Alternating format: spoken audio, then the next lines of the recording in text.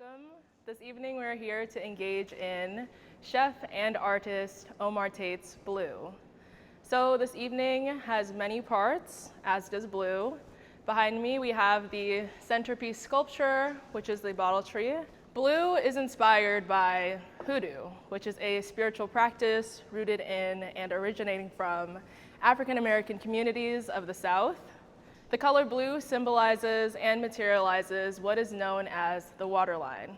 And the waterline is actually a barrier between the spiritual realm and the earthly realm. So the color blue acts as a protective motif for Black life in America.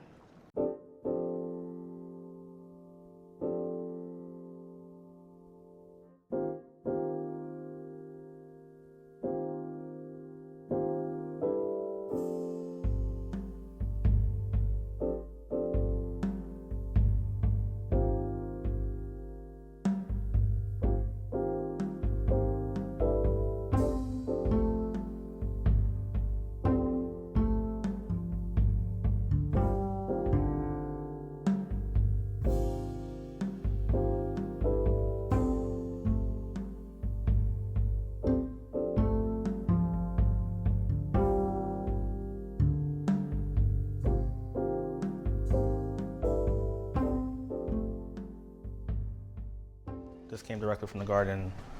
Everything there came directly from the garden. We all already know what these pieces are. I would say people might ask if they can touch the shit. I don't know. I don't know if I hate people touching it, honestly. Especially the ochre because it's percussive. We all know what the blue glass symbolizes in the waterline and all this stuff, right? Mm-hmm. So if anyone asks any of you that stuff, that's the main thing. Hate blue. Hate blue. Protective. Yep.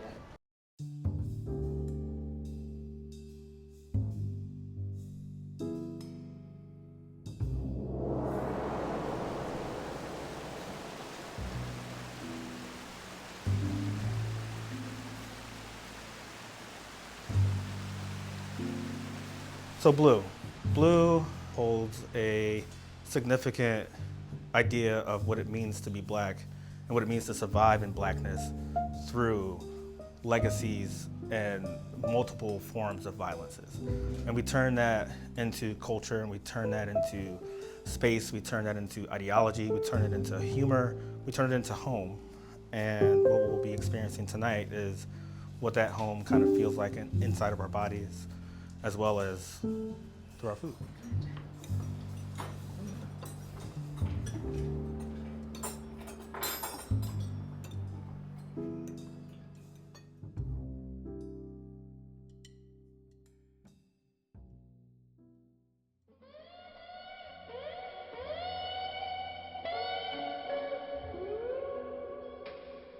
And I'm sure quite a few of you are familiar with the name. So Muddy Waters is a famous blues musician from Mississippi.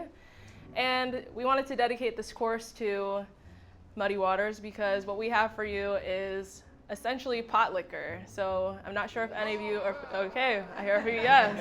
Amazing. So pot liquor is considered liquid gold. It is the last little bit of juice that is found at the bottom of your greens pots, or sometimes beans. So what we have in front of you is mustard greens, collard greens, and turnip greens, but the star of the show is pot liquor, which is a fortified poultry stock, of course made by chef. I hope you guys enjoy.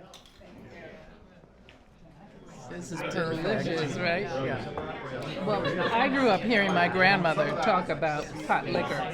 You know, I mean, from the standpoint of they would always say, "Don't forget to save the pot liquor," and or just dole it out as like a consommé. But yes, pot liquor was I think to look forward to. Oh it yes. Sounds like.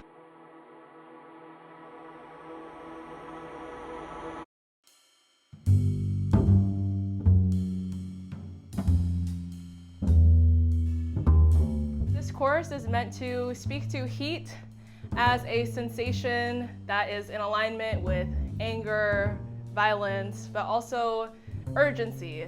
So this is speaking to Black survivalism. This course is inspired by a story of Great Migration, fleeing from the South, coming up to Philadelphia. That's actually what Chef Omar's family had to do, fleeing from South Carolina, never to return, and setting up home base as Philadelphia. Yeah, there's sound. Sound. It's your elevator. Yeah, because I hear this, there's different sounds. Taste some of the herb from the last time. I never appreciated the lima bean like I'm appreciating this lima bean right now. Right. Yeah, it moves. It's alive. We were talking about it's alive. It's alive. Yeah, it's building. Yeah, it's alive. These plates were actually made by Chef Omar. They're meant to replicate Culinary. So Culinary is earthenware that is indigenous to indigenous peoples of North America. This technology was then taught to enslaved African communities and also maroon African communities. This is a way for us to pay homage to our ancestors, essentially dining off of the dishes that they did. That has that like licorice-y aftertaste that I'm.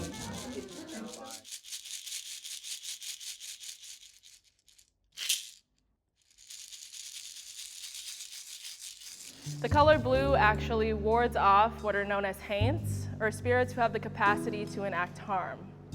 So it's said that haints actually enter the bottles, and once they are captured, once the sunlight hits them, they are initially destroyed.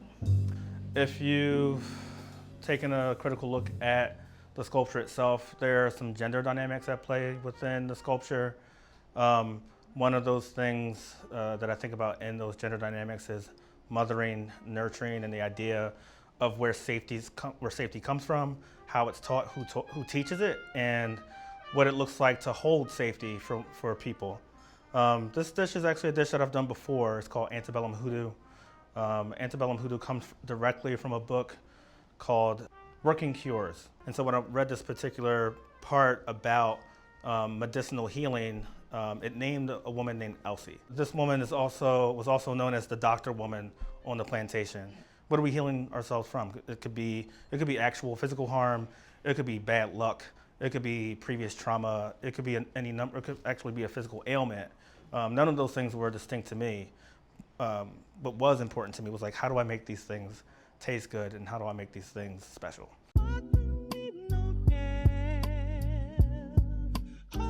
In front of you is a jumbo chicken wing that's been stuffed with scallops and crawfish mousse.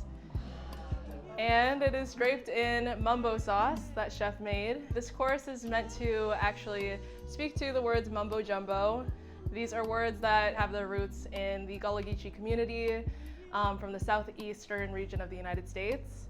And we really wanted to pay homage to them because they actually influenced so much of what is now broader American culture.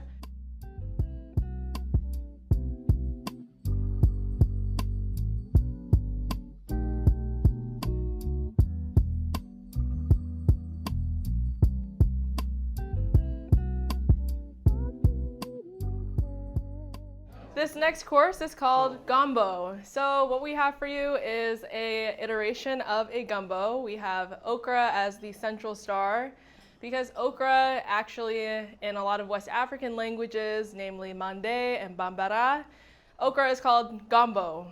And this word actually inspired the gumbo that we know that comes from Louisiana. So it's not gumbo if it doesn't have gombo. Okra. At the base we have our Creole sauce. We also have a seared red snapper for you, as well as andouille sausage for those of you who can indulge. I hope you guys enjoy. When I talk to young chefs, it's hard to explain what's happening as you taste something. It's like almost impossible. Visual art, you can point to it. There's notes that you can read that tell you what music is doing. Taste, you're trying to explain your own experience, and how you got there is next to impossible.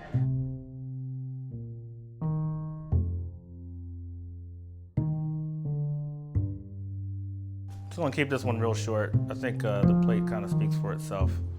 You got New York strip, you have a beaten beef jus. So again, just kind of circling back to this idea, not idea, but the reality of violence. I think we've discussed multiple ways that it can take shape. Obviously, we understand that it can be physical, but sometimes, and a lot of times, you turn on the news, you see it every day. This is that.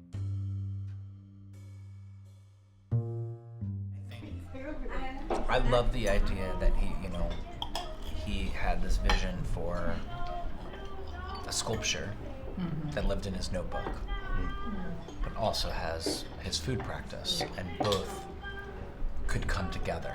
This is Omar's first, I think, like big visual art piece, but you can see that he's ready for it and excited. So, I mean, this is sculpture too. Yes. Deeply.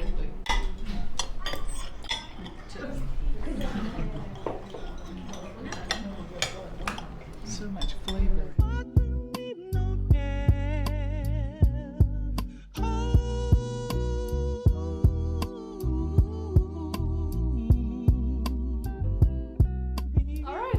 These next two courses are called, the first one is a balm for safety and peace. So that is the ice cream that you have in front of you. So that is a butterfly pea flower ice cream with Russian sage, vanilla, and spirulina, topped with borage flowers. So this is meant to kind of sage the room and sage inside of the body as well. We also have your last course, maroons, or macaroons. So what we have for you, we have one that is a darker color. This is ash and muscadine grapes. And the lighter color is sassafras and buttermilk cream cheese. I hope you guys enjoy. No, like, take you on a wild ride, but I don't know how to describe it.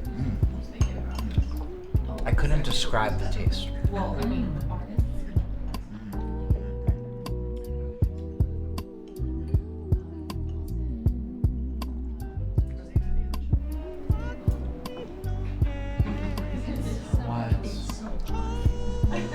Savoring the flavors.